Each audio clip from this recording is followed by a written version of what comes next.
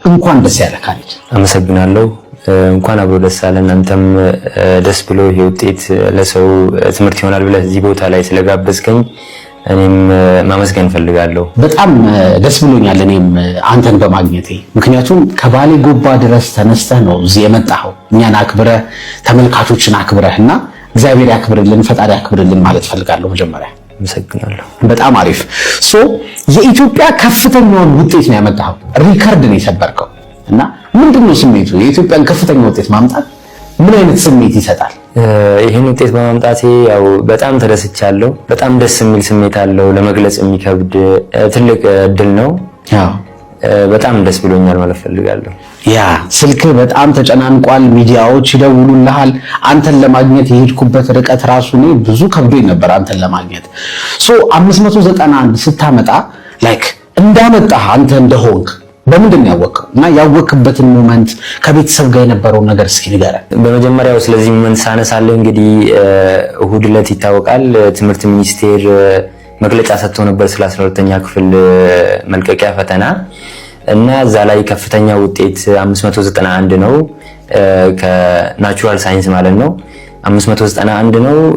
ከዶዶላ ልዩ አዳሪ ትምህርት ቤት ነው ሲባል ብዙ ሰዎች ወዳው ተነስተው ካሊድ ነው ብለው ሶሻል ሚዲያ ላይም ብዙ ፎቶ እየለቀቁ ነበር እና እኔ ደነገጥኩ። የዛን ሰዓት ላይ እንዴት ነው ይሄ ነገር ምንም ሳይሰሙ እንዴት ነው በኮንፊደንስ ካሊድ ነው ብለው ይሄን ነገር የለቀቁት በሚል እኔም ትንሽ የዛን ማታ ተረብሼ ነበር ያደርኩት። ውጤቱን እስከምሰማ እንዴት ነው ይሄ ነገር ሁሉም ሰው ተማምኖብኝ ነበር። የትምህርት ቤቱ ማህበረሰብ ሁሉም ካሊድ ነው በሚል በቃ ውጤቱ እንደተነገረ ነገር አድርጎ ነበር ሰው እየለቀቀ የነበረው። ያው ትንሽ ያስደነግጣል በትክክል ያልሰማውን ነገር ሰው እንትን ሲል እና ትንሽ ያን ማታ እኔም ደንግጬ ነው በቃ እንዴት ይሆን እያልኩ እንትን ያልኩት። እየደወሉልኝ አስተማሪዎቼም አንተ ነህ ምንም አትጠራጠር እኛ እንተማመንብሃለን ሲሉን ነበር እና ያው በማግስቱ ውጤት ሲለቀቅ ደግሞ ያው እኔ መሆኔን ሳረጋግጥ ቤተሰቦቼም ሁሉም ትልቅ ደስታ ነው በቃ የተሰማኝ።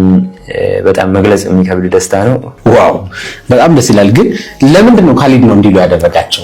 ያው የትምህርት ቤቱ ማህበረሰብ ካሊድ ነው እንዲሉ ያስቻላቸው ነገር ያው እዛ ውስጥ 4 ዓመት አብረን አሳልፈናል ከአስተማሪዎቼ ጋር ከተማሪዎች ጋር እንደ ቤተሰብ ሆነን ያሳለፍነው። ያው አዳሪ ትምህርት ቤት ስለሆነ ከቤተሰብ ተለይተን ራሳችን እዛ ቤተሰብ ፈጥረን አንድ ማህበረሰብ ሆነን እዛ ውስጥ የምንኖረው እርስ በርስ በትክክል እንተዋወቃለን እና እዛ ውስጥ ያለኝንም ትምህርት ሂደቴን ሲያዩ ሁሉም ነገር ሲታይ ያው ያውቁታል አስተማሪዎቼ እና በሙሉ ኮንፊደንስ አንተ ነህ ማለት ችለዋል።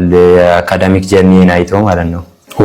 ዋው ቤተሰቦች ምንድን ነው የተሰማቸው? በዙሪያ ያሉ ሰዎች ያው በጣም ትልቅ ደስታ ነው። ለምን ከዛ በፊት እንዲህ አይነት እድሎች ያው በትላልቅ ከተማ ላይ ነበር እንትን ሲሉ የነበሩት። ለምሳሌ አዲስ አበባ ነው ብዙ ጊዜ ያው ትልቅ ውጤት የሚመጣው እና ወደዛ ደግሞ ወደ ገጠር አካባቢ እንዲህ አይነት ውጤት ሲመጣ ያው ማህበረሰቡም ስማችንን አስጠራ።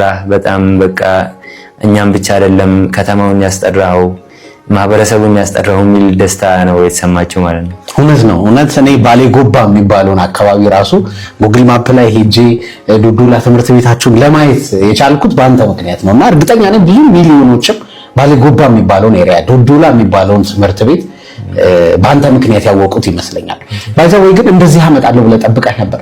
እንደዚህ ያመጣለሁ ብዬ ጠብቄ አልነበረም፣ በጭራሽ አልገመትኩም። ግን እንደ ሀገር እንደዚህ ሰቅሎ ትልቅ ውጤት ይሆናል ብዬ አልገመትኩም። ግን አሪፍ ውጤት እንደማመጣ 570 ቤት አካባቢ እንደማመጣ በጣም ሹር ነበርኩ። በቃ ለምን የተዘጋጀሁበትም ሁኔታ ፈተና ላይም ስቀመጥ የተዘጋጀሁበት ሁኔታና ፈተናው የመጣበት ሁኔታም ሲታይ ከፈተናው በኋላ ያለውንም ነገር ስሰራው ማለት ስንታጣው የሚለውን ነገር ሰራርቼ ሁሉም ከጨረስኩ በኋላ 570 ቤትም እንደዛ አካባቢ ያው ኤክስፔክቴሽን ዝቅ አድርገህ ነው የምገምተው። ለምን ዝቅ አድርገህ ገምተህ ያው በኋላ ሲመጣ ደግሞ ትልቅ ሲሆን ያስደስትሃል።